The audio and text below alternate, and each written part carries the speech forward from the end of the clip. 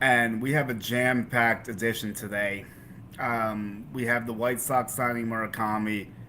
That's huge for them, and that's where I'm going to lead off. But I'll give a docket of what I'm going to do quickly. So the Red Sox traded for Willson Contreras. That was the guy I would have liked the Yankees to get. I will get into what's going on with the Yankees, which unfortunately is nothing new. Still the same stuff, signing a few minor league deals. And I'll say this before I keep going. Look, the minor league deals, yeah, I know it doesn't look great, but they just have to fill out the roster. They lost a lot of guys. Like, it's just house cleaning. But I understand, like, the optics look terrible when people are looking for real moves. I get it. But that's not, like, what they're going to fully bank on. So, the Mets also sent Jeff McNeil to the A's. That was long overdue. Brandon Lau gets dealt to the Pirates, which I predicted would happen. So I was happy to see that one come to fruition. And then there was also Shane Baz going to the Orioles, which I thought was a little bit of an overpay for Baltimore, but they like him more than most, I guess. So the AL East continues to make a lot of moves, and the Yankees continue to do nothing. So that is the moral of the story right now, unfortunately. Not much is changing there. So we'll see how everything progresses and how things continue to develop. But the off season, like, it still has a long way to go. The Yankees haven't lost any like huge targets yet that were like probably gonna go there. I mean, Willson Contreras was not one of their targets. It was one of my targets. They had no interest, obviously. And when you look at the situation with paying like 36 million for him or whatever for the next 2 years, the Yankees weren't gonna do that.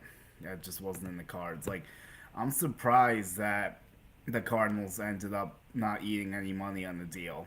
That was a little surprising to me. Or if maybe a little cash with the buyout or whatever, but like the Red Sox are basically paying all of it, which is why they got him. And I actually thought the Cardinals got a good return based off Hunter Dobbins and a few other pieces for the value of what people thought Contreras would fetch. So Hein Blue makes two trades with his former team. Does he send anyone else over there? I doubt it, but I guess you never know. I guess Jojo Romero maybe, but I don't really see Arenado as Brendan Donovan as fits for Boston. But crazier things have happened, so we'll have to see how that continues to progress. So thanks to everyone that's been checking in and enjoying the chats and the questions and everything. Last show was very good, and I'm hoping to keep the momentum going. So I'm gonna plan to do like two a week in most situations when I can. Maybe if the off season starts moving quicker and it calls for three a week, yes, we can do that too. If the Yankees do something, automatic podcast. Since there has not been one thing that like has earned a single podcast moment yet from the Yankees. They also re-signed Paul Blackburn. I'll get to that. That's another thing. And then I got a few people that asked me questions as well, so I'm definitely gonna get to that. And I'm looking forward to seeing like how that continues to develop and whatnot. But I did take some pictures of the questions, so I can just pull them up and we can get to it. So let's start with the situation with Murakami to the White Sox, since that's what I'm leading with. And then, yes, we will get to the Yankees in the Mai, and we'll go from there.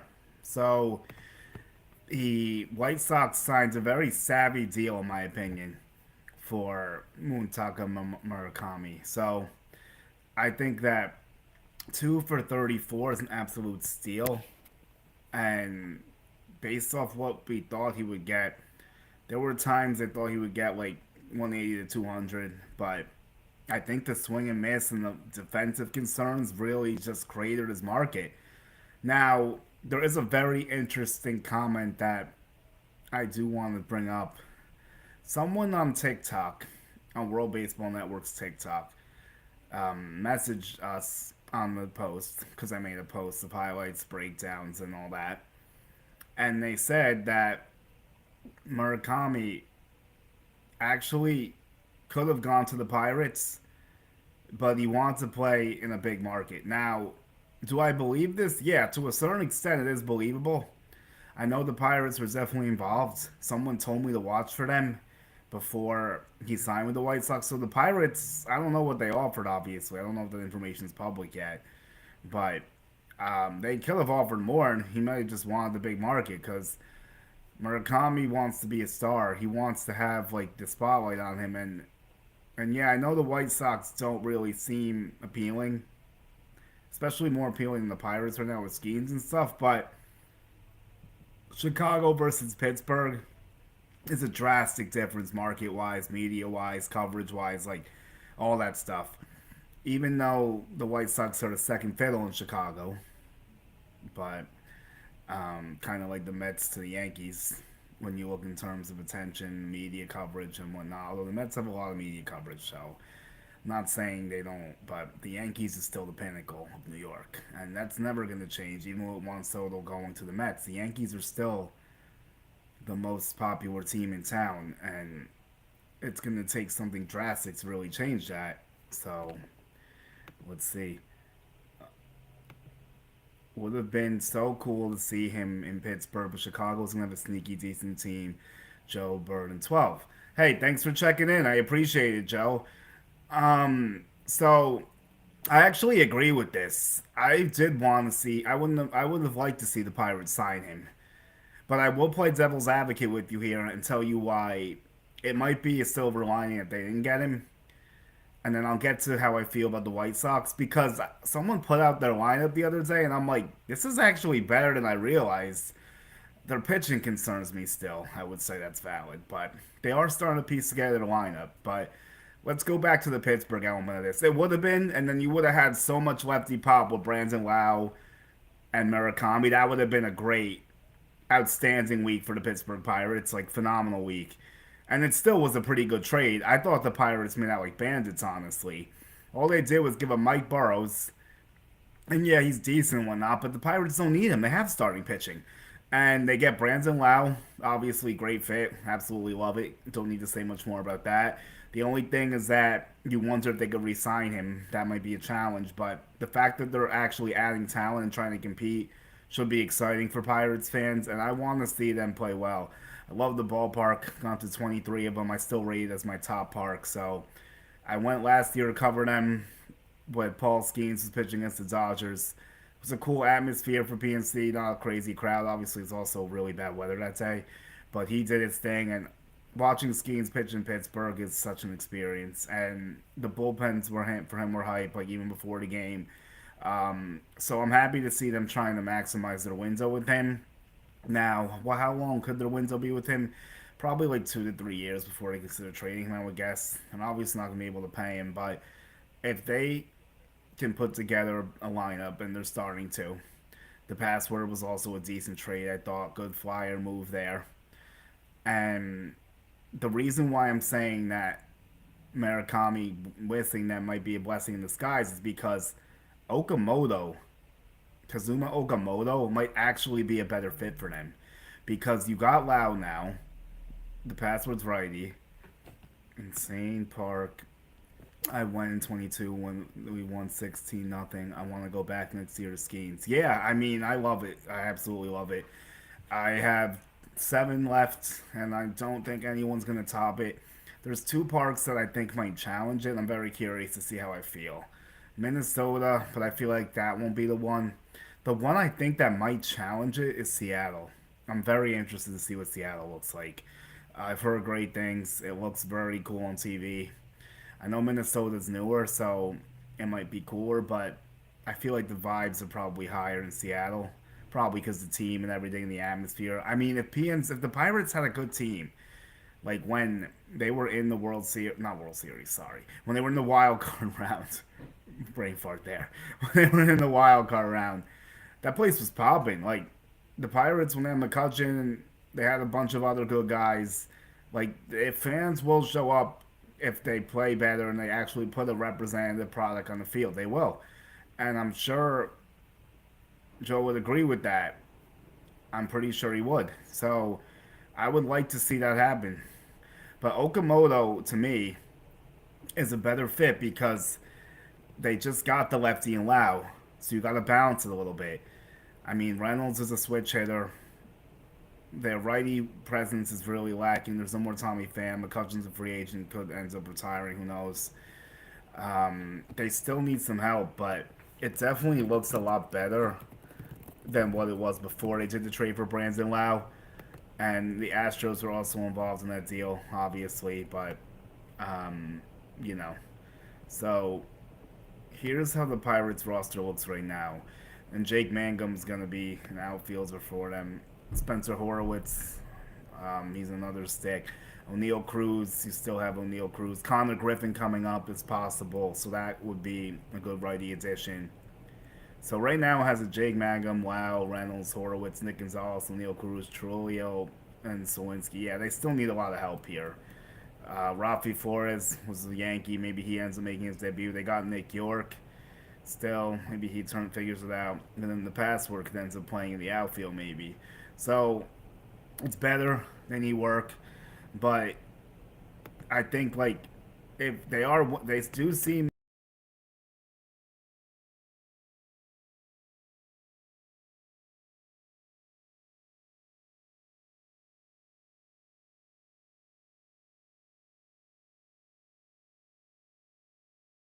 Okay, I'm back. That was a weird glitch. I'm sorry. But anyway, they do seem motivated to improve the team, which is good to see. And they did try to get Kyle Schwarber. That maybe Eugenio Suarez is a fit. I wouldn't mind seeing that one. Him or Okamoto, or why not both? And then you have Okamoto for first, Suarez at third. Then you would be talking. Now, they missed Polanco, which I never really thought was a target. Um, and they're not going to go for Bellinger or Tucker, obviously. Could they take a flyer on Harrison Bader? Maybe. They could use someone to replace the Pham role of hitting lefties well, although Pham's didn't hit them as well as he normally does. We'll see. So the Pirates also need Jared Jones to be healthy. So that's a big thing for them, and they could probably use another bullpen piece or two in addition to Gregory Soto. So for the White Sox with the sneaky good team, what was I seeing with the White Sox? I saw, first of all, Kyle Teal is a stud. Mawa kid, right next door to me.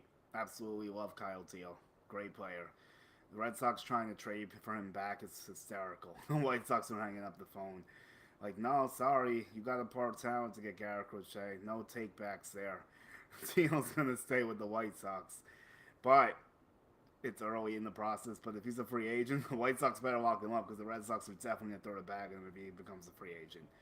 But I love Colston Montgomery. Colston Montgomery is elite. He is outstanding. Going from Hayes to Suarez will be so funny. Literally the polar opposite players, but I'd rather back love. Yeah, that would be pretty crazy, honestly. But to your point, the Pirates need the bats more than the gloves at this point. So I would like to see. I wouldn't mind seeing that if he doesn't go back to Seattle. I'd also watch for Cincinnati with Gino because they've literally not added any offense, and they did try to get Schwarber. So like in theory, they could use the money they're going to pay Schwarber to get Gino. But then I saw something like that. They might not try for anything else. I don't know. The small market stuff's a little bit mysterious sometimes. But, and they should be a mid market. Yeah, I know. He grew up right next to me, so he had to be thinking a lot when the Red Sox took him. But I'm sure, but I mean, when you grow up and then you play, obviously, then it's go whoever takes you, especially when they take you in the first round. So, and then he gets traded to the White Sox. So, yeah, I mean, well, if we want to talk about that, then the Yankees would probably throw Kyle Teal the bag, honestly, at that point, depending how everything else goes with Wells and whatnot, because Teal is going to be very good. I really like his skill set. I would love to get Paredes from Houston for another starting pitching prospect with other prospects attached for the Pirates. That would be interesting. Paredes would be a good fit too. Um, the left field plays decent to him. The only thing is that like he's not a good opposite field hitter. He pulls everything, but I guess that kind of favors him since there's the high wall in right field. So I feel like PNC could probably work for Paredes. But yeah, I mean, I'm not 100% sure if they would deal Paredes. I know there's been some whispers. I know what they would. I know they would love to trade Christian Walker, but I don't know if that's gonna happen. So let me see if I can pull up the trade really quick. Let's pull up the Brandon Loud trade since we're on this Pirates stuff, and then the White Sox and everything, and we'll put a bow on this. But on this little segment at least. Then I'll get to Yankees and everything. It's just the Yankees have been boring. Like I can't open with the Yankees. There's really nothing to talk about really. It's the same stuff I've been saying for the past like 2 months now almost. Like I don't know, feeling a little bit tired of it, but obviously I have to do it, and it doesn't. And there is stuff to talk about, and they will do something I think. So that's a whole nother discussion, but I'm gonna pull up the three-teamer with Brandon Lau going to the um, going to the Pirates, and then Burrows and everything. But I kind of because like I just want to see all the names because three-team trades get a little bit funky sometimes. So let's see. Yeah, I know the Astros needed the arm, so I understand why they did it. They gave up a lot though. They really did give up a lot. I feel like, but they had to get it done somehow. Okay, so here we go.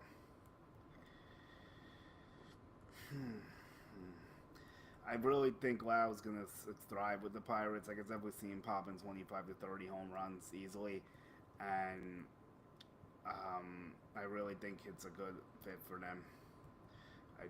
Like I said, I've talked about it for a while already, so it's cool to see that one come to fruition. So let's see how this goes.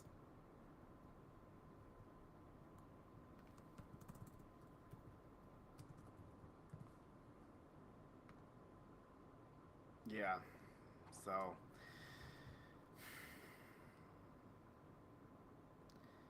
I know the Rays sent, like I said, Rays sent Magnum to the Pirates, and then Montgomery also went to the Pirates. So not obviously not Colson, but Um,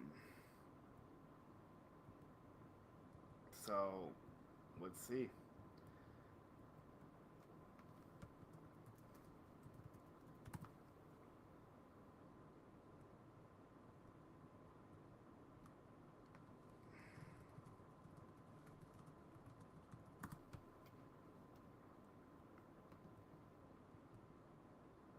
Yeah, I think in terms of the White Sox, I think they are. It is a step in the right direction. For Murakami, it's no boomer bust, but he had 56 bombs in 2022, which was the second most home runs in MPB history in a single season.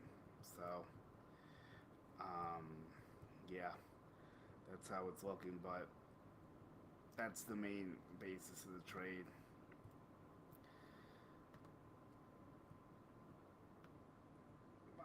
So, yes, this is what I wanted. Finally, sorry for the delay here. The Rays got a nice return too.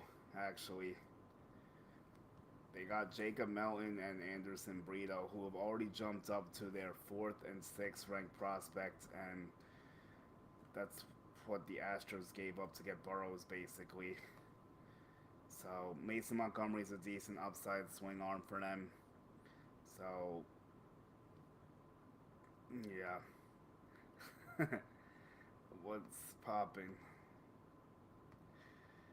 Yes, they do, brother. Yes, they do, and I will get to them. Unfortunately, they've been so lackadaisical that I can't open the show with them. But don't worry, it's coming, and I'm sure a lot of people listening are waiting for me to get to it, and I will. And there's a lot of stuff to say about it. Nothing too good, but you know, it's got to happen. Okay, so here's the trade. This is all of it. So Brandon Lau go and Mangum and Montgomery go to Pittsburgh, like I said. Astros get Burrows, and the Rays get Melton and Brito, and they already are restocking the farm. And then they really restocked the farm in the Shane Boz deal. So Shane Boz went for four prospects and a draft pick to the Orioles. So that was a crazy trade.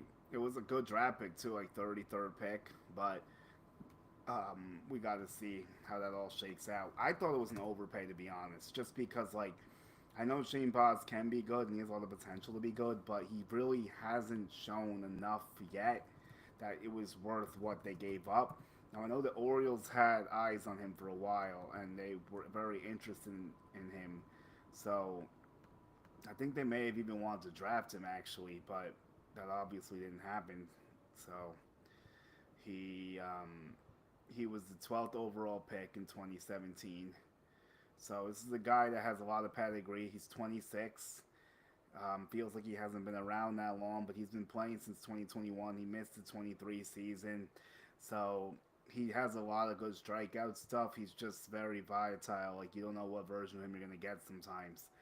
But if the Orioles can rein him in, it's going to be a good deal. It's worth every penny for them because they're really searching for starting pitching. So that's the story there. Let's see how this trade looks. It should be easier to find this one. I think there's too many wows because it wasn't that easy to find on Twitter. Like I had it at the time, but it just like once you go past a few days, it's a cesspool. All right, here we go. Now we got the Shane Boz deal.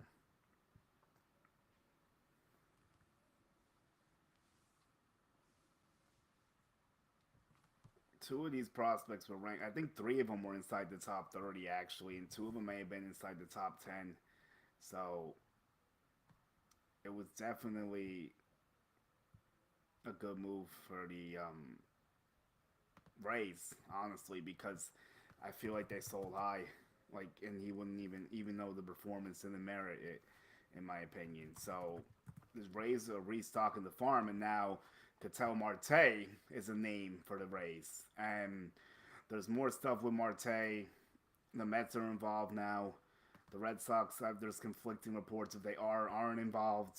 So we'll have to see. I know Nightingale says they're out. Other people still say they're in. So I'm not fully sure what's going on there. But we'll have to see. I don't think the Red Sox are going to get him though after the Contreras trade. Personally, I think that he's going to go to the Rays most likely if he gets dealt. I don't see him going to the Mets really because it's a very clunky defensive fit. He's not a great outfielder. He's playing second base for a reason, and you just got a Gold Glove second baseman, so you're not going to move Simeon's position. So I don't know. Wow, it's actually almost three top tens. They're all ranked. They were all ranked inside the Orioles' top 30. I mean, the Rays did really well here, and this is what the Rays do. And they will be back. The Rays are going to figure it out because they always find a way. And I think Kevin Cash is an outstanding manager, and I think Junior Caminero is an outstanding young talent.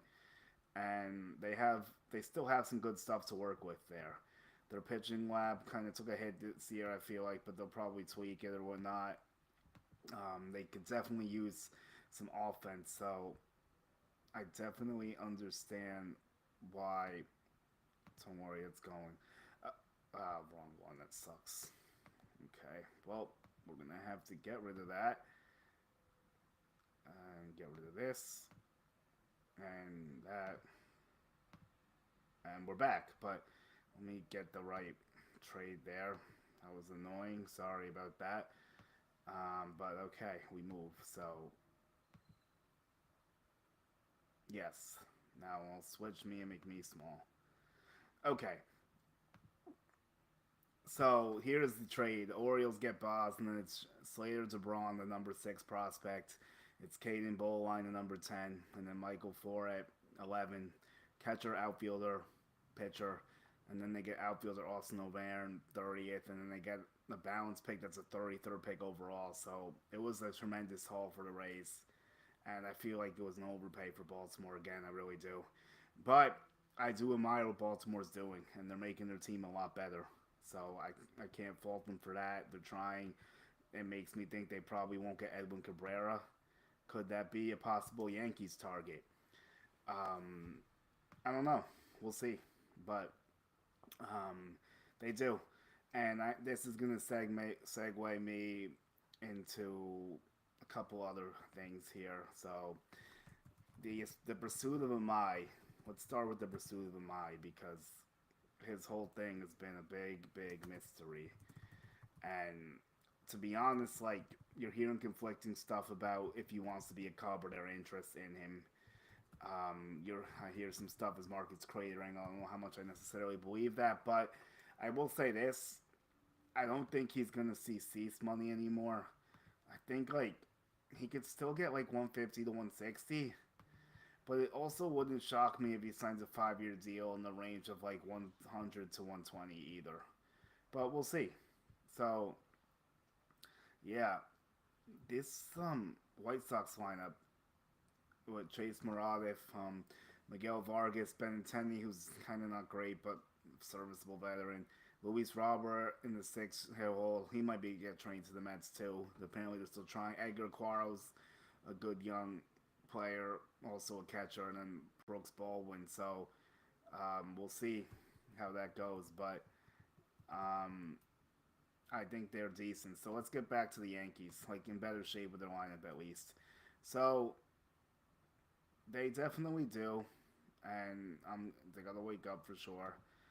And I'm gonna get my first question in here. Now we're gonna start going through questions on Twitter. So thanks to everyone that sent them. I appreciate it, and let's do this thing. So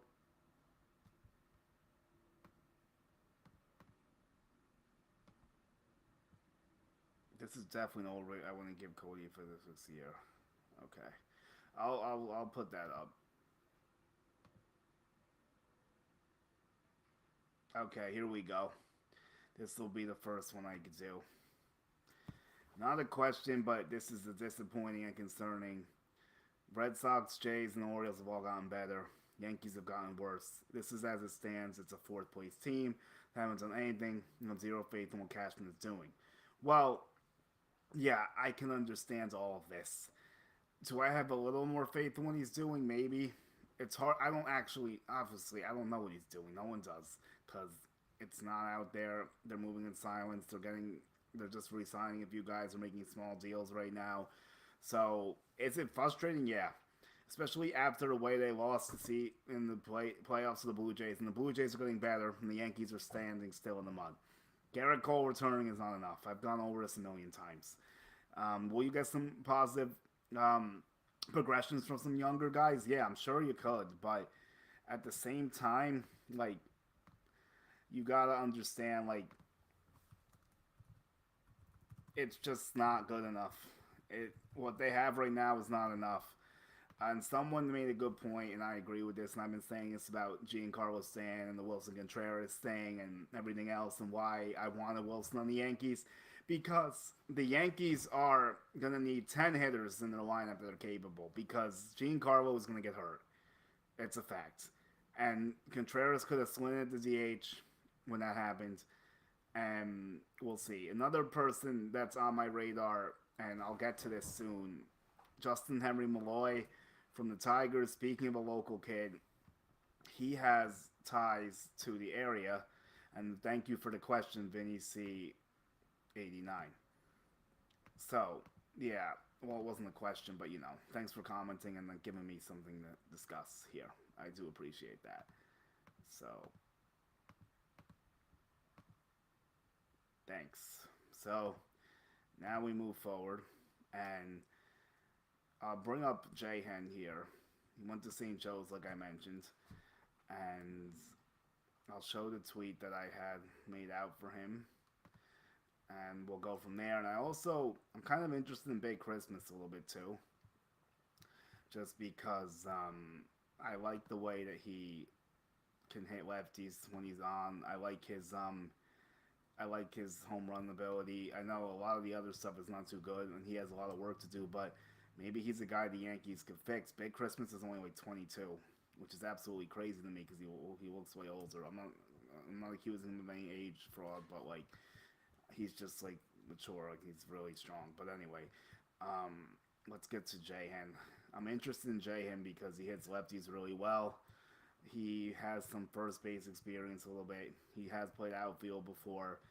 even a little third. So he was primarily a third baseman at one point. So um, I definitely think it's a possibility. Could the Yankees pursue this? Sure. Why not? It won't cost too much. I think he's worth the flyer for a couple different reasons. And I'm really looking forward to seeing what happens with this. And they need someone that could hit lefties, that's for sure. Although they were better than lefties than I realized after I talked to my buddy Smith Brickner at the winter meetings, scout for Baseball Prospectus. But at the same time, they still they need right-handed bats. Like even if they're okay, even if they're good against lefties, like you need lineup balance. Like that's why the Yankees keep failing in October. And the thing is that no, I don't want it like that. Hold on. All right, this will work. So the reason why I think that the Jahan could be a good fit is because, first of all, he's going to be very hungry and motivated. He will be comfortable here. He played in the Bronx Bombers team in Little League. Um, I got to interview him last year. So I thought he's a very humble kid, very down to earth. He's very happy for the opportunities he's had. So, yeah. So this is my thought process here. I think that, well, I could play the video, but actually, no, it's okay. We don't have to. But he smokes a home run, and it's against Bubich, who's also on the block. Possible Duran Bubik's connection. I'm hearing. Um, I'm also hearing that. I'm also hearing that Ranger Suarez could be a Brave. The Braves have met with him apparently, and that Framber Valdez could be down. So the Giants are Braves. So the Braves are still fishing for starting pitching, and we'll see if that comes to fruition. But let's get back to this Yankee stuff. I have a lot more questions to get to and some thoughts and takes and a few other things. And then we'll do the whole Contreras trade angle of this and then Jeff McNeil and whatever else. If anything pops up while I'm on, that would be cool too. Like the last time with Mike King, you never know. So let me see how this goes and we'll go from there. All right.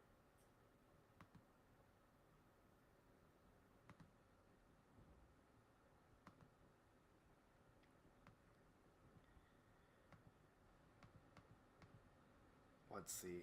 What question is this one? Okay. As soon as Bellinger makes his decision, as soon as Bellinger makes his decision, the Yankees' moves will start to happen. Well, maybe. I can't say I fully disagree, but I don't fully agree because if this is the strategy they're going to play, they're going to start losing guys left and right. And there's already a lot of relievers off the board, and they bring back Blackburn. $2 million. Look, I'm not going to go crazy about it. And thank you, Nikki Dibbs, for the question on Twitter. I appreciate it. So I'm not going to go nuts over Paul Blackburn. It's $2 million. But the problem is that it does take up a bullpen spot, and that might be a problem because it might prevent you from getting someone like a Kopech or something else. But because they only have two guys that have options right now out of the eight, I think. Let's see. As far as the Yankees starting pitching, okay, well, since you brought up Bellinger, I wouldn't give him a 5 or 6 year deal either. Only four with a fifth-year option. So I definitely think it's an overpay for Boz, like I said. But I don't want to give Bellinger a 5 or 6 year deal either. From a Yankees perspective, I don't think it's going to age well. He doesn't hit the ball hard enough. He's not going to. That's not going to get better as he gets older. He hasn't been hitting it hard for a while. So that's the problem. He's very boomer bust sometimes. Like I know he cuts down the Ks, but it's been good year, bad year, good year, bad year with him. Like it's been a lot of back and forth. So uh, he's been a roller coaster for sure. And the Cubs, remember, the Cubs literally paid to get him off the team last year, I think. Or maybe ate a little money and then Cody Petit. So Yeah, they did pay a little bit. So, and now he's expecting all this money. It kind of doesn't make sense just based off one good year. I do agree with you. I think there's better ways the Yankees can go about their offseason. Now, the only problem with keeping Bellinger is that you can't trade one of Dominguez or Jones. If you don't keep him, I mean. You can't trade one of Dominguez or Jones. So that's one thing you have to weigh because you could use them to get an arm or maybe an infield bat or something.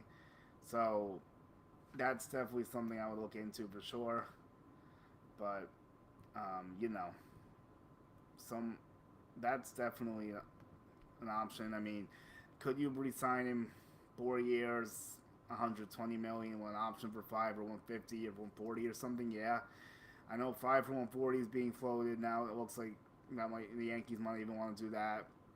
But here's the thing: if he's not a Yankee, where's the money coming from? Because the Mets seem very hesitant to go all in on him for now, but they could change their minds here. Do they feel like since they've traded McNeil and freed up some cash, they could do it maybe? And then when you look at Bellinger and the Dodgers reunion, I've heard some stuff that they only want go 4 years. Is that enough if they go high AAV? Do the Dodgers really want to go through the roller coaster with Bellinger again? I mean, yes, they need an outfielder, and he could kind of fit them, but they already do have a lot of lefties too, kinds of.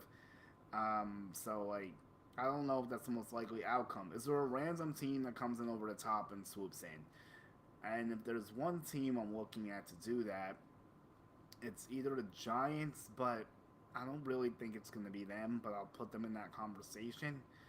What about the Angels? The Angels need an outfielder. They traded Taylor Ward, they didn't get another one yet. They're always willing to spend big in certain situations and overpay hitters they shouldn't. So I wouldn't be shocked. But at the same time, I don't think that's fully emerged yet. And I don't know how long this Bellinger thing is going to go. But the Yankees can't afford to stay in their hands and not do anything while it's happening because like they're wasting way too much time. This is just not acceptable right now. And then we'll pull up this other one. Love humanity. Stop those that don't too.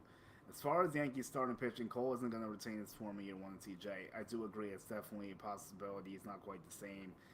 You gotta hope he's like 75% of what you're used to next year. In 2 years, lockout, but let's pretend there's not a lockout and they play normal games. Hopefully they do. Then he would be good to go in year two. But he is 35 now, so he's getting older, and his window is closing a little bit. But Carlos was only 6-7 once again in the group. Gale was very reliable. Max was solid in the regular season. Will Warren has control issues. We shall see. It didn't let me post it all. If Cam can improve with a greater workload. Yeah, I know Schlittler's working on a changeup. I mean, I think he could be better than he was last year. He was also hurt a lot. I know the control's a problem. Rodon, yeah, he might take some time. So this makes more sense for why I should get an eye. So let me put out that in my question now. Actually, that would be a good way to go about this here. So let's see how this works. There is no Yankees in my pursuit. Well, I don't think anyone actually knows that, but okay, if that's what they want to say. So, whatever.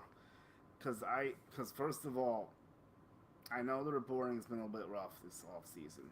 Okay, and I'm doing my best with it, but there has been Feinstein linking them, and there has been Francis Romero linking them, and those two are both very, very good reporters, and I trust them. But people said the Yankees were in on King and didn't even offer him anything. So there's a couple different ways that could have went. I think that it could have gone down in a couple different ways. They could have just checked in, kicked the tires. They saw where it was going and didn't want to do it. They probably only want to get him on their terms or whatever. But you know how that goes. So in my opinion, I think it's more Amai pursuing the Yankees than it's the Yankees pursuing Amai. So yeah, I mean, I don't have any inside information here. I know just as much as everyone else. Like, this thing is being really kept secretly to the vest. The Yankees aren't saying they're going to publicly meet with him, but no team, to my knowledge at least, has a public meeting scheduled with Imai. He said he was thinking about coming to the States to meet with teams. His posting window is January 2nd, so I think that's what, like 10-ish days now, give or take, maybe 11. So I wouldn't rule it out still. I can't say there's a favorite either. Like I can't say the Yankees are favorites, but I'm not closing the door any mind until he's holding another jersey. Maybe I'm wrong. It's possible. Maybe the Yankees don't get him, but can it be Cubs? If he doesn't want to go there, I don't really know. The Red Sox have kicked the tires. I think maybe the Mets have kicked the tires. Phillies could be a dark horse. Like, there's a lot of places he can go. Apparently, he wants to be on the coast, like East or West. Like, he doesn't have to be West, like Dodgers, because he doesn't want to be a Dodger, obviously. And I get, and that's good. But like, he could the Giants actually step up and surprise people if the market goes lower? Could the Padres get creative somehow? Though I think it's going to be tougher after re-signing Mike King, but they still need starting pitching. So, um, yeah. So let's see. I think there's one more thing I can get to. Um, okay, hang tight here. I think it was the one about how. Yeah. Well, all right. This one. Yeah, this one's a little bit tough, but we will do it. The question was asked, and I said I will answer it, so I'm gonna answer it. No reason not to.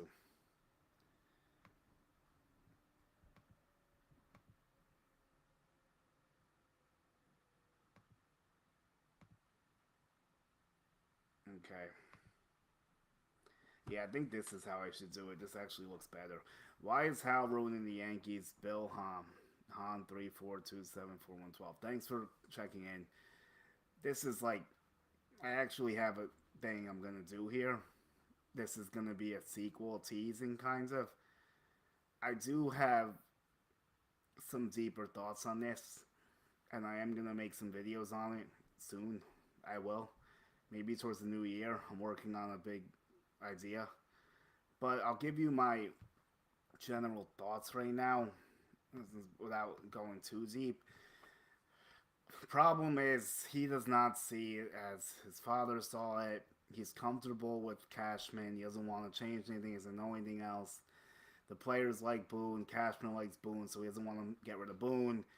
He thinks getting to the playoffs is good and that they're getting unlucky. But that's the thing. They're not getting unlucky. It's been 16 years in a row. I've talked about this, but it's going to be really dissected within the next few weeks.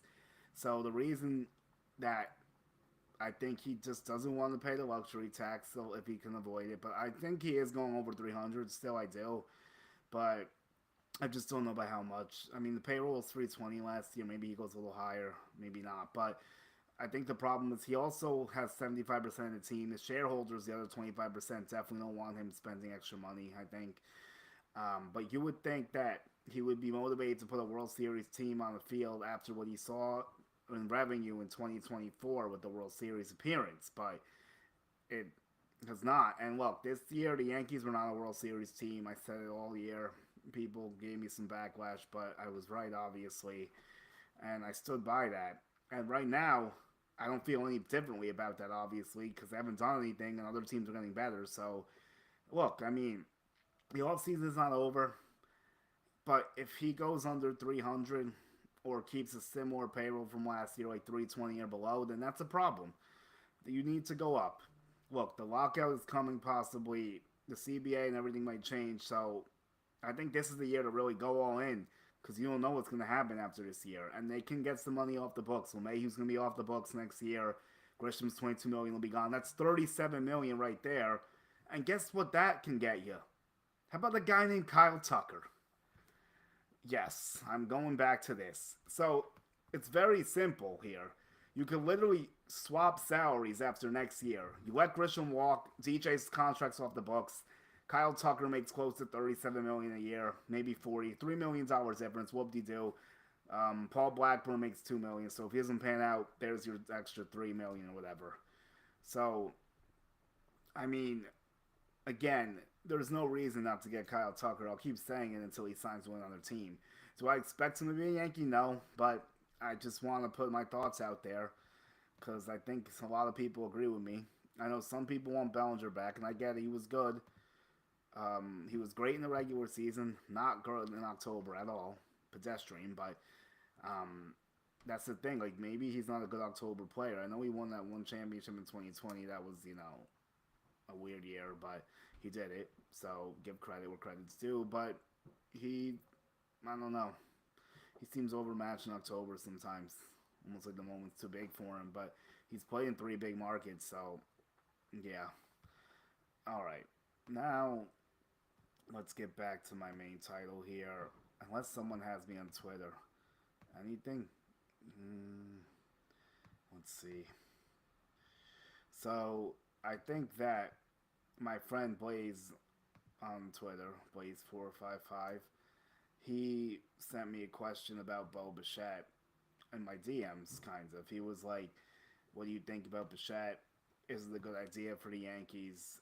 Um, and then I'm trying to see what else he said, but I told him I would bring it up, and I do want to talk about Bichette because I have seen his name circulating a lot.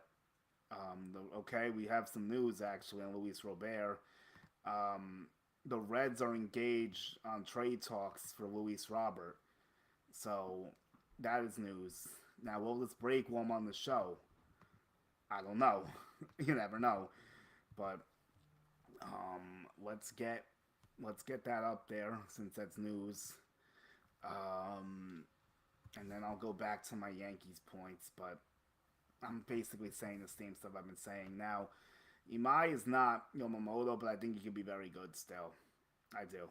And I think he's worth it for a million different reasons. I think that he's definitely worth the gamble because the Yankees need enforcements in starting rotation. And instead of giving them assets, just sign somebody. Like, they're not going to get Gallen, Suarez, or Valdez, obviously. So, but Amai is the only guy I think as a free agent they could sign that would actually make an impact. Personally, like, could you get Giolito as a fallback as a middle rotation guy? Sure, but that's not too exciting. All right, so the Reds are in trade talks with the White Sox for Luis Robert Jr. Source Gordon Wittenmeyer and at GDub MLB via the Inquirer. So I think that's the Cincinnati Inquirer, if I'm correct. Yeah. So I followed him, but anyway, so that would be interesting. I'm assuming the White Sox will get pitching back, which could be beneficial for them. So I'll be monitoring that. Thank you for that, Rocky. I appreciate it. My other friend sent it to me too. So yes, I got it on the board. Thank you, bro. I think this is a good idea for the Reds. They need something. The only issue is that like the Reds do have a few players that are kind of feast or famine. They need someone that hits for a better average, but they also need pop. And Luis Robert has pop. He steals bases. He plays good defense. He needs a change of scenery, I think. Even with Murakami, I think Robert just needs to get out of Chicago. So I don't know. I don't think he's a complete lost cause. There's a lot of things he still does well, but he strikes out too much and his average isn't good, and some of his metrics have gone the wrong way. But he he had a lot of skill. He definitely still has some skill. The offensive scale, I'm not really sure what's going on with that, but yeah, I'll give you the shout out. Everyone, check out Blue Jays Avenue podcasts. My boy Rocky, he runs a good podcast, also Sports Twisted Avenue, and he shot me the DM about Luis Robert. So I do appreciate that, and thank you. So I let me if anything breaks and I'm still on, I will have that covered. So we'll see. We shall see. Okay.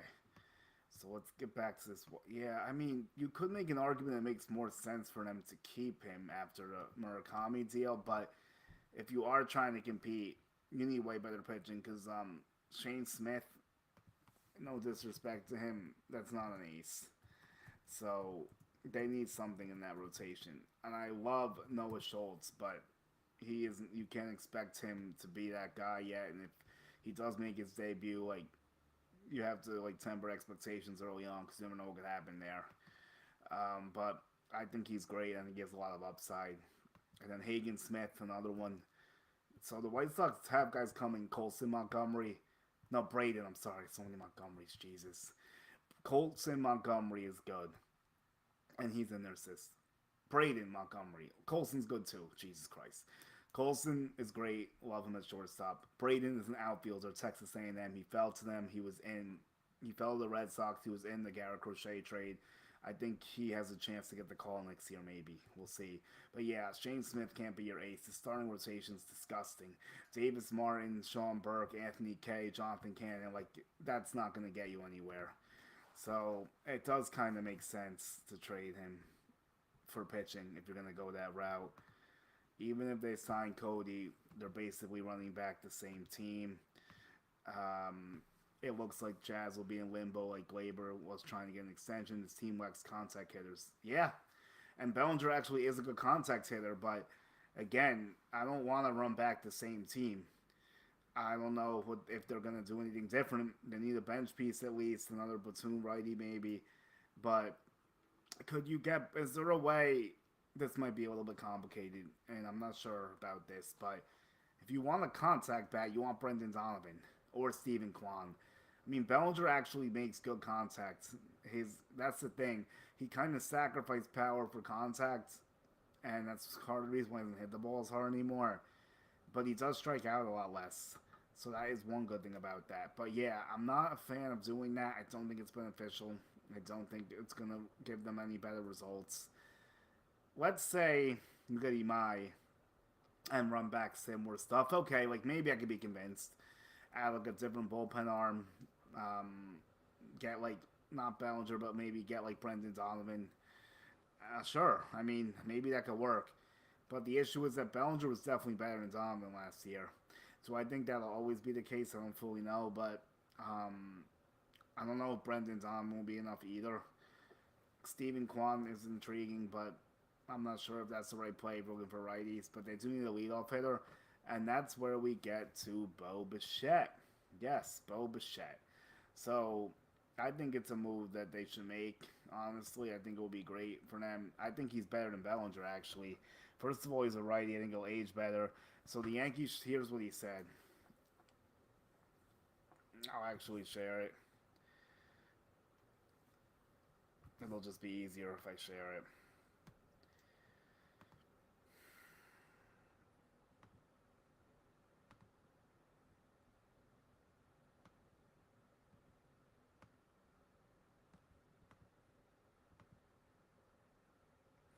Okay. The Yankees should sign Bichette. I'm going to have to get rid of the caption. Here we go. The Yankees should sign Bichette before the Red Sox do. He's only 28 years old, and when Judge retires, he could be the next captain of the team, mentoring young players like Volpe and Wells, plus his hitting knowledge and tips from Jays hitting coach David Hopkins would be a huge asset. You know what? You make some very good points here, honestly. Could you get him for under 200 million? Maybe. Is he a second baseman? Probably, if we're going to be honest. But you could start him at short this year. I've heard this idea floated around. What you do with this is, there actually is a very easy way you could do this. You play Bichette at short. You have Jazz at second, and then McMahon at third. Now, there is a way when Volpe returns, if he does get his job back, which is obviously debatable. But let's say he does. Someone's chatting me. Yeah, no, look, here's the plan. I'm going through the scenario of like what they could do. So Popkins was outstanding, and Blaze loves Popkins. He actually was great, but more importantly, I would say like you could put Jazz at third, Volpe at short, Bo at second in certain scenarios. So, and then you rotate McMahon, and also, again, Stanton is going to get hurt, so this problem could solve itself as well. By the time Volpe is going to be back, you could have someone DH at that point and rotate that around. So yeah, you can make room for Bo Bichette. There's no reason why you can't. If you pass on Bellinger and get Bichette, you can make the argument that's a better investment. Because A, he's righty, it gives you a better line of balance. B, he's more of a better average hitter than Bellinger, and he still has good pop and gets a lot of hits. So there's a lot of things to like, and I also think that he can be a serviceable second baseman compared to a bad shortstop. I think he could be a much better second baseman. The World Series was a small sample size, but it looked decent to me. So that's what I would say with that. I'm interested. Could you do like a 6 for 150 somehow? Like 6 for 160 maybe? But the problem is that he's probably going back to Toronto, I still think. Could there be a surprise team in there? Boston's obviously kicked the tires on him. That's been mentioned that they really like him. So there is some stuff going on with Boston. And that's another reason why the Yankees should think about stepping in here. Because letting them get Willson Contreras and Bo Bichette and whatever else they're doing while you're doing nothing is not going to be good. Because if you think about it, the Yankees barely got by Boston in that wildcard series, A. B, they didn't have Roman Anthony. At Yankee Stadium, that's huge. There was no Marcelo Mayer, another guy who could have been good at Yankee Stadium. So, I just think, like, the Red Sox have closed the gap. You can make an argument they're better right now, honestly. Like, there is an argument to be made that the Red Sox are better than the Yankees next year at this moment in time. It depends how you look at it and how the Yankees pitching holds up with health. That's really the only question mark on that border. So, yeah, I mean, that's definitely something I'm honoring. Let me see if there's any news, and then I'll get to my Contreras talk. So, let me see what's going on here. Um, that's tough news. I hate that. Ronnie Henriquez will miss the 2026 season with elbow UCL construction. Damn, I interviewed him last year. That sucks. He was the second most Ks among NL relievers. Hopefully, he heals up and returns. So, oh wow, another big blow. Ken Waldichuk got DFA'd. I wonder if the Yankees will bring him back. I'm gonna figure that out. Everyone stay tuned.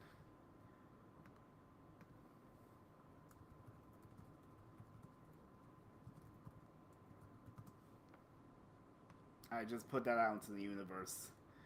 I love Waldichuk. I definitely do. He's had a shit ton of injuries, but um, I'm definitely interested in that. I think that I'm gonna put this out into the universe. So I'm doing it. Here we go.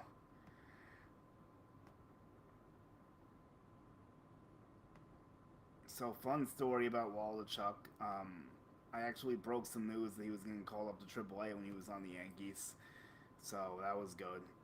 And I also know his pitching coach very well in San Diego. He was a California, was a California kid. I put it out there right away. I wish I saw that earlier, but I'm all in on the reunion. He's went through a lot. Like he's had some rough injuries, but this is a guy that had so much potential, so much arm talent. His breaking stuff was ridiculous. That left on left stuff was nasty. Like I am very interested in seeing what is going on here with Waldichuk.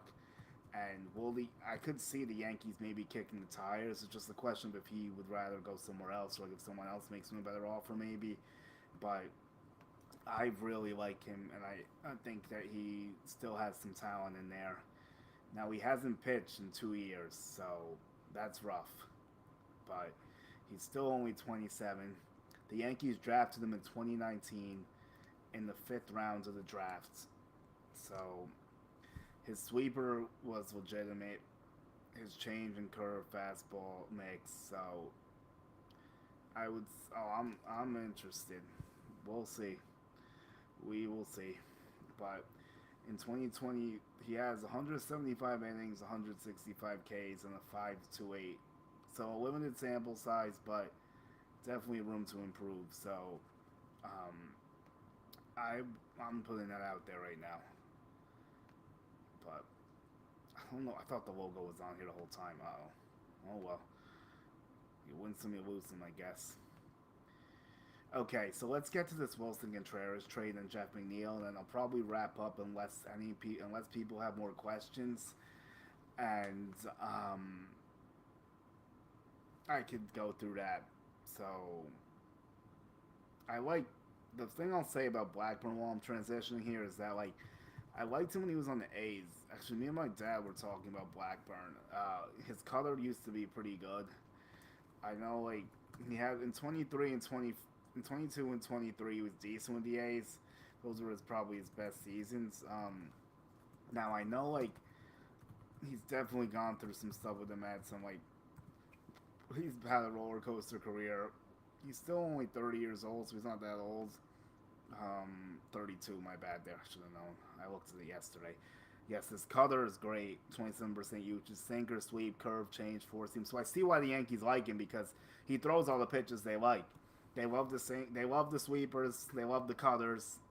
They love the sinkers. So um, I could see why they would do it. Again, I'm okay with it. It's just a little bit rough because you guarantee them a bullpen spot, and that doesn't pan out. You're gonna have to address it during the season. But hey, that's possible. Um, we'll have to see how that goes. But let's get to Willson because I was adamant about this for a while, and I want to like do a deeper dive on this deal here.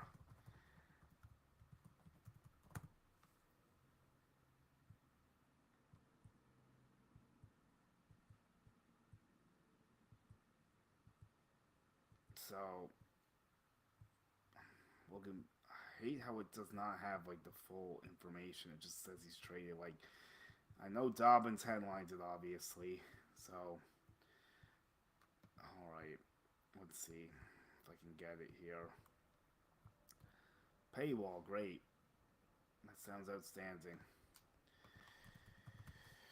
But I thought they gave up a lot, honestly. I mean, I thought the Red Sox gave up a lot at the Cardinals did well in the trade just because the contracts and, like, the fact they knew the Cardinals had to trade him and there was no trade clause and everything involved. So I thought it was a good deal. I really do. For the Cards. And I think the Cards are doing well so far with their little rebuild. Now, Donovan, I mentioned at length. Don't need to say anything more about him. I wouldn't be shocked if Lars Newbar ends up going to the Dodgers. Seems like a Dodger fit to me. And then Nolan Arenado, maybe Angels. And Jojo Romero will be a great Yankees target, as I've stated numerous times. But so many teams will be in on him probably. So we'll have to figure out where he ends up. But he's definitely going somewhere, I would think. Oh, I would say at least two of those three get traded. Arenado's obviously the most complicated one. And okay, here we go. So now we'll do baseball trade values because I love this site. And yes, I know it gets a lot of hate, but I think it is fairly accurate 9 times out of 10. No, it's not perfect, obviously, but nothing really is. And I use it as a tool to like baseline some trade thoughts and ideas, and it does end up being accurate more times than not. So let me switch this actually because I want this to be shown more. Okay, so they say that it's a big overpay by Boston. I kind of agree, but I feel like Contreras might have a little bit better value than what they're saying. Dobbins is pretty. He was pretty good from the limited action. Yorkier Farhajo is another right-handed pitcher, and Blake Edietta is not in the system yet. So that's interesting. Dobbins going is like semi-significant to me though. Um, so we'll have to see how Dobbins looks in St. Louis. They need all the starting pitching help they can get. They signed Dustin May. They got rid of Gray. So, I mean, they have a lot of work to do still. And Farajo was the 23 prospect in the Red Sox system. So they get Dobbins, who was decent. A guy that's not really known in Adiada, but maybe you never know. He could be good. Um, so Hunter Dobbins, I'll go through a quick rundown here. He is 26. I'm surprised he's that old, honestly, but 45 Ks, 4.13 ERA, and 61 innings of limited work. So I thought he showed some good stuff. Obviously, he had his moments. He got lit up a little bit too, but that's natural for any rookie pitcher. So let's see. Um, yeah. So that's how I feel about that. I think it's a great fit for the Red Sox. He's gonna crush the Green Monster. His righty pop is still there. I thought it would have been good for the Yankees, but obviously they weren't feeling that way. Now I don't think he's really gonna catch with them because Narvi's elite as a catcher, and he's also a righty. I mean, obviously Contreras is a much better hitter than Narvaez. Maybe he can spell him in certain situations, but I wouldn't expect him to catch too much. My thought is that they're going to end up trading Tristan Casas, and I'm going to take a random guess where Casas might end up. And I'm gonna say, give me. I feel like, why do I feel like the Rockies would take Tristan Casas, especially since they DFA'd Tolia. So yeah, is he a free agent, Toglia? He kind of intrigue. If he wasn't a lefty, he would intrigue me, but he is. So yeah, he is a free agent, but I could see Casas going to the Rockies for some random reason. But they're definitely going to trade him because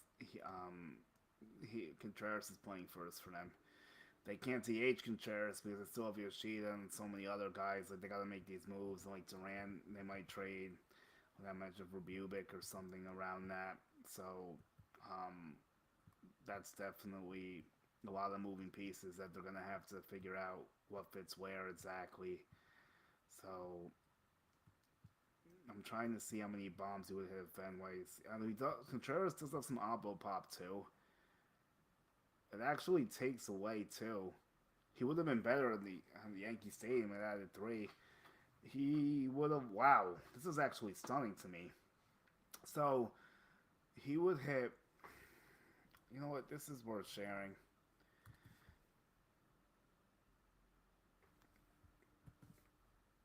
So I have to show the Orioles, unfortunately, because it would ruin the picture if I didn't, but not relative to the discussion. But we're just gonna have to work through that, obviously.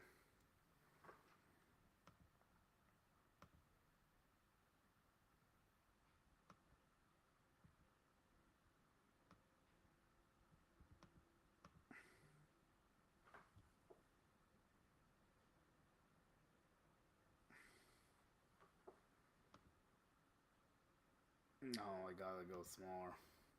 Okay, so this is what he would do. If you look at his career home run total, 175. If he played all his games at Fenway Park, he would lose 31 home runs. Whoa. That feels drastic to me. And then if you put him in Yankee Stadium, he would gain 16 home runs. So, I mean, I just, again, there's nothing else for me to say. I feel like my point's been made. And I'm not going to go through the reps because I've talked about it consistently how we would get them. That's it. So I'm done with that. Now, the final piece of this podcast, unless there's news, is, and am I slow playing it for news? Maybe. You never know. But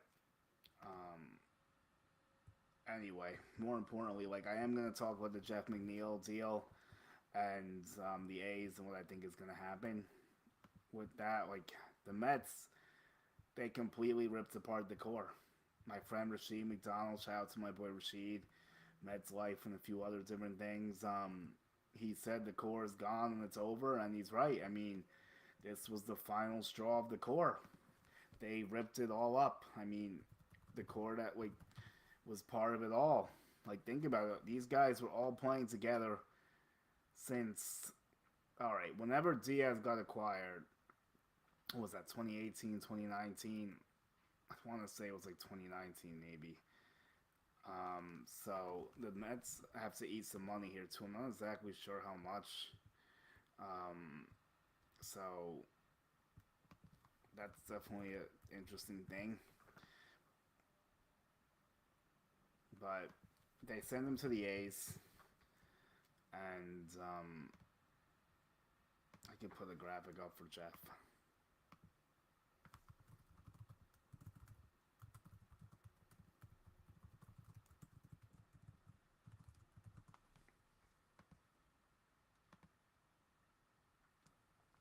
So this was necessary. Like I told you, I heard a bunch of stuff about the Mets clubhouse, how Lindor was a big problem. Jeff McNeil was right in the middle of that.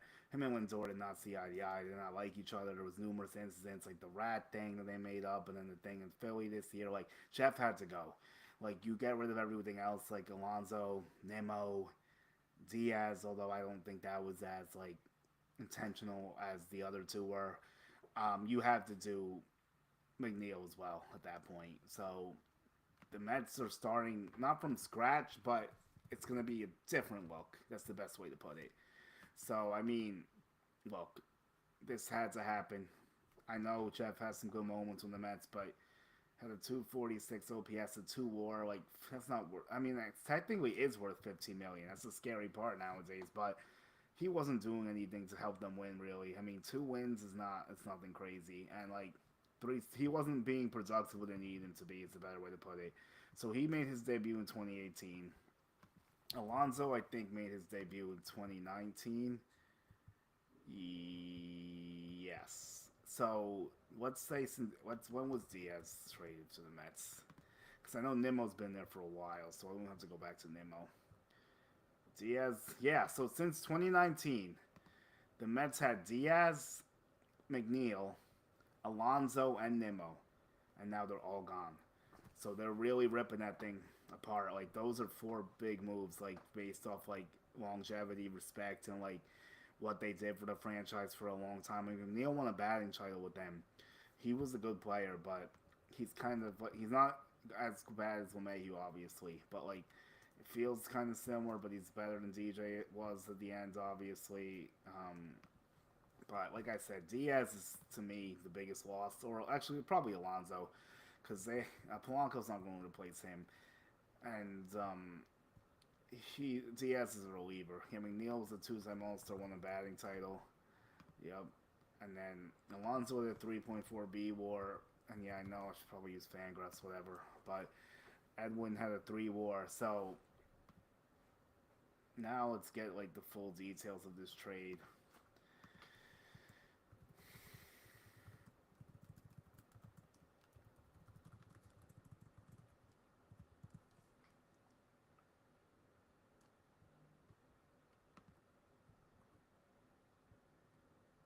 Okay, here we go.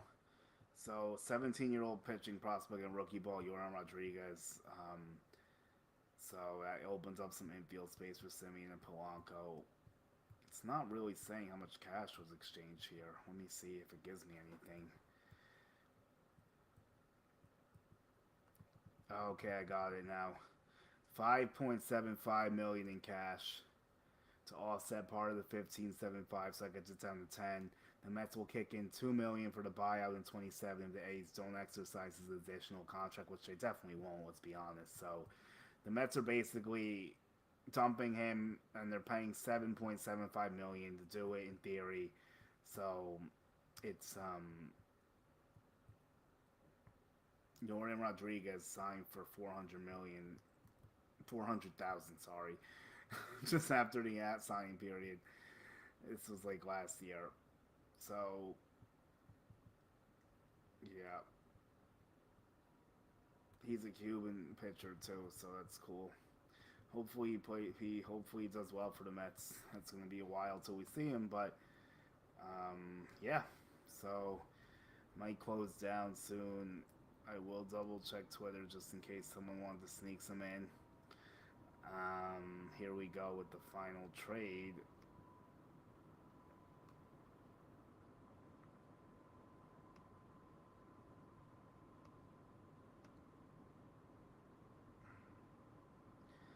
I'll actually make that smaller now.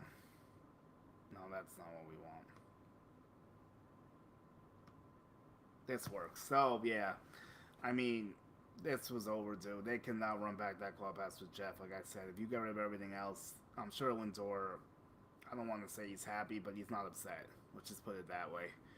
So we'll see how this new clubhouse looks with Lindor, Polanco, Simeon, Soto, Devin, Luke. So it's going to be a completely different dynamic. They did change the culture. Gotta give them credit after the collapse. They did it. I mean, there's more work to do, obviously, don't get me wrong. And if they could somehow land Ketel Marte, then we're really talking. So, you know what? Let's end with a really fun exercise. And I'm going to do two things here. There was a lot of talk about Nick Lodolo going to the Yankees, so I will try to put together a package for Lodolo, but it's probably going to have to include Dominguez or Spencer Jones, you would think. So that would be tough. But Lodolo is very good.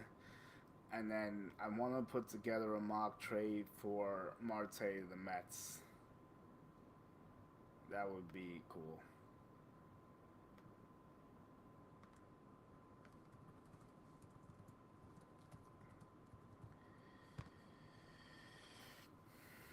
I hope my thing's not messed up because like I was in it for a while. Yep, but they logged me out. That sucks. Well, so much for that idea, I guess. Let me just try really quick in case.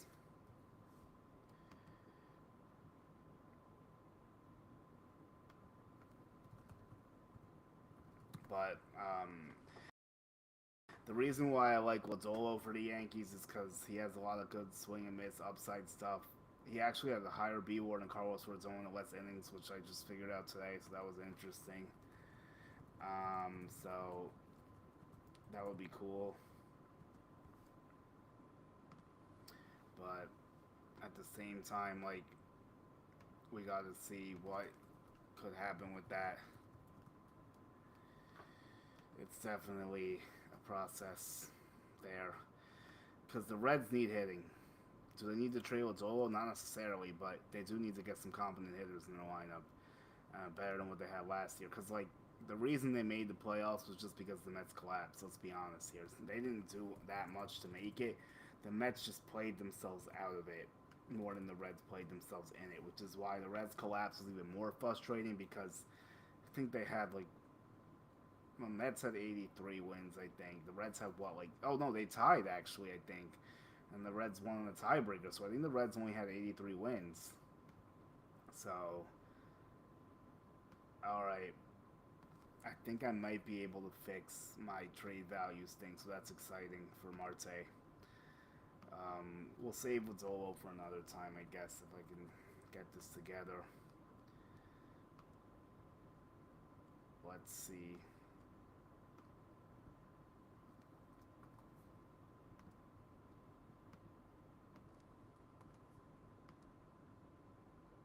Oh, it's not a username, it's an email.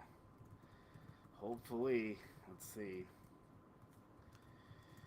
I was logged into this for so long, I don't know why it logged me out.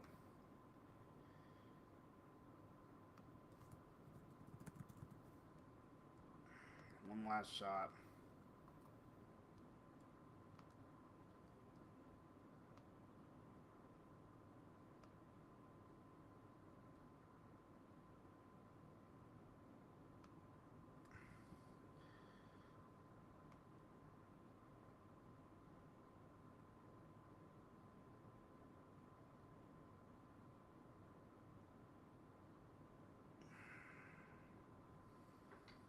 Yeah, I mean,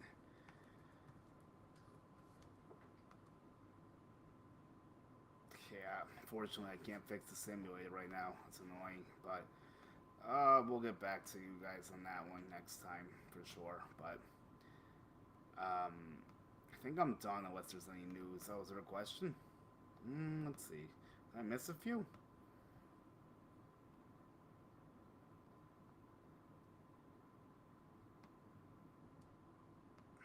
Okay, I could go through these. Um, Terrible. I mean, he wasn't great, but like you could mask him in certain situations. I think I thought he was good at times, but it was a little up and down. I get it. He actually graded out well there when they first got him, but last year I think was a little bit rough. Yeah, Baltimore is definitely better. I do agree. Alonzo, Boz, Ward, and Helsley, and I don't know if I'm missing anything else, but those are good additions across the board. This is interesting. I actually thought about this too. I wonder why Marte has the Yankees in his no trade clause and not the Mets. I don't. I have no idea. That is very interesting to me. Um, is it just like because he could still be a Yankee? Like he would just have to approve it. It's not. It's not to say he can't fully go there. He just have to sign off on it. If he goes to any other team besides the Yankees and the four other ones, which I'm not remembering right now, um, he has no say in the matter. But if he, I don't know. I really don't. I'm not sure if it has something to do with like what the Yankees' policies used to be. I don't know if it's like he wanted to stay in the National League, but like I think there was AL teams on it. There was probably some NL teams on it too. You know what? Let me just look. I'm actually curious who the other teams are now.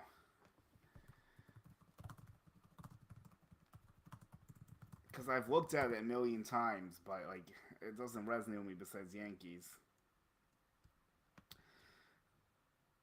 Okay, it's actually very odd. Oh wow. Okay, so it's the Athletics, which I get.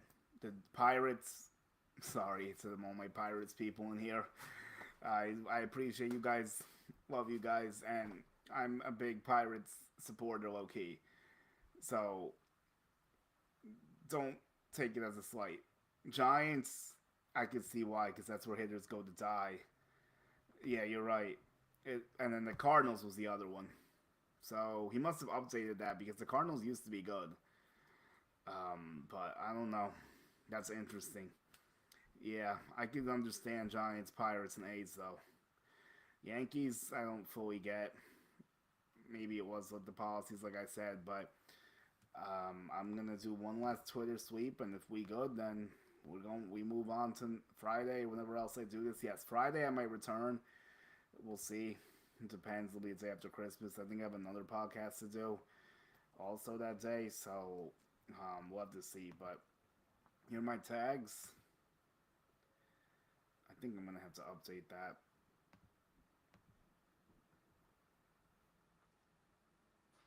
Yeah, so yeah, like I said, I would take Waldichuk as a Blake project. My friend Hobby. Yes, Waldichuk to the BX Hobby, and yeah, that would be fun. Um, yeah, I gotta fix this. I just realized.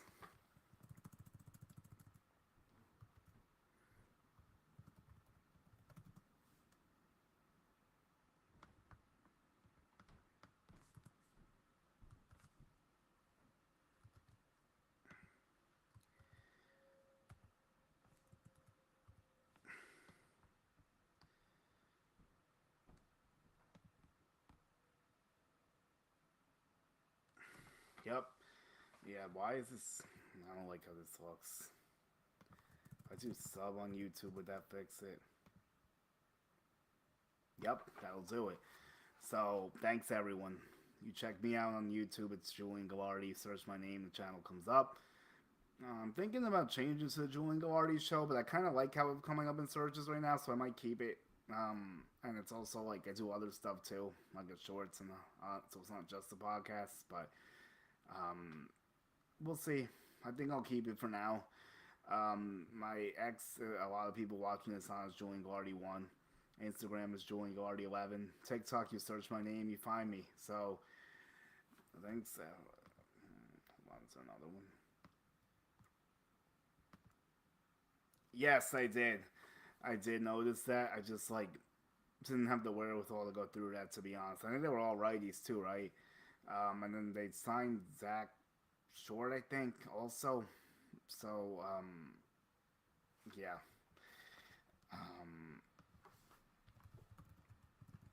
but I just yeah, I'm like, and I did mention some of that before. Like it's tough. I know. I understand why. Like I'll close with this before I go.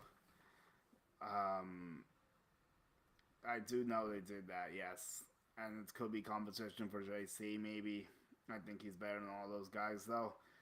I'll stand by that. I think if they were gonna bring somebody legitimately in to threaten him, then we'll see. That might be a different story, but they haven't done that yet. And Aaron Boone also did talk him up in the winter meeting, so he likes him a lot. And I could tell it's genuine. It's not like the fake fluff to like try to trade him, because like you could tell the difference sometimes, but you never know, obviously. But I hope he stays. So that's something there. Yeah, it's just like they got to fill out the roster with minor league depth. Like it's just a necessity, and it just looks bad because they're not making major moves. I get it, but like The minor league deal's not a reason to freak out. Like, I'm not gonna get upset about any minor league deal. So, like I said, Malloy and Ken Waldichuk would be cool as like filler options, flyer options. See if we can get out of them.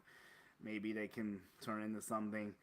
And then I like the big Christmas idea, Jelensky Noel with the Guardians released, and obviously Tucker's the main priority for me, but I don't expect them to do that. And then the Mai, those will be the two, and then I'll end with this, and this might be upsetting to some Yankee fans, but someone told me that Peralta might not get traded actually. So a former player on his team or something who played with him was saying he might not get dealt. So that could hold some weight.